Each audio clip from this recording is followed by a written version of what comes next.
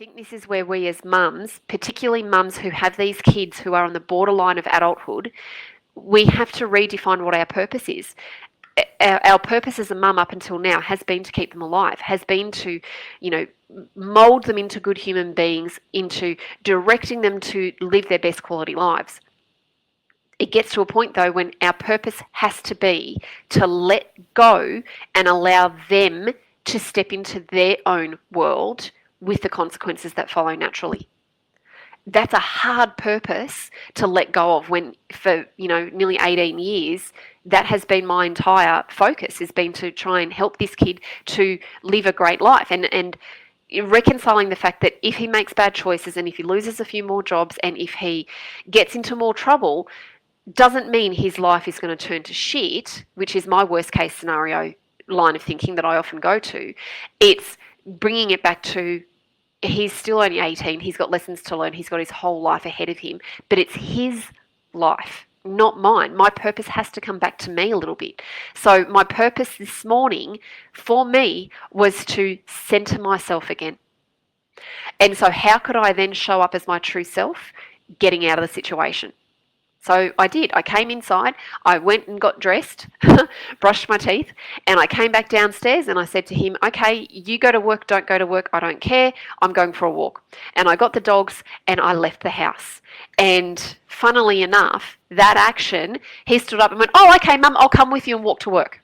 And then it was all the argument just fucking disappeared. And I was like, what the like,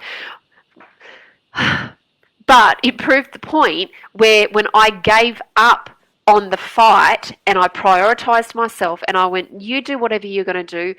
I'm doing something for me right now. I'm protecting my boundary, which is I am not helping you. I am not giving you what you want. I am not reneging on the commitment and the decision that my husband and I made, which was if you can't do as we ask, which is come home at a reasonable time and keep your freaking room clean, then we're not helping you to get to work. It's 1.5 kilometers away. It's nothing.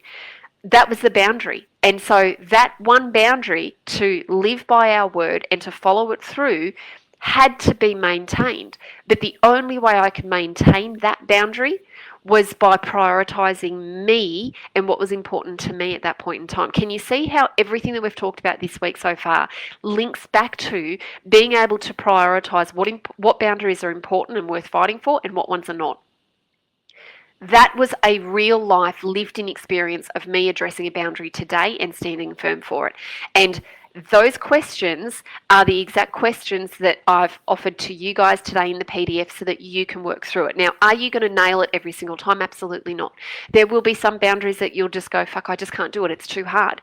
Because what's important to you in that point in time is maybe not defending your boundary. Maybe it is just walking away from it and letting the cards lie. But there will be other boundaries that will be really, really important to you that you will stand firm with. And so the moral of the story is to celebrate yourself when you can stand firm to a boundary. Be graceful and calm and, kind to yourself when you struggle with a boundary like I did with myself this morning.